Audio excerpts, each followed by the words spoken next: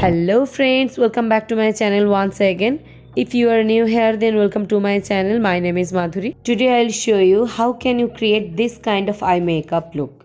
So if you want to learn it, then please keep on watching. And if you like it, then please like, share and subscribe to my channel and hit the bell icon for my new videos notification.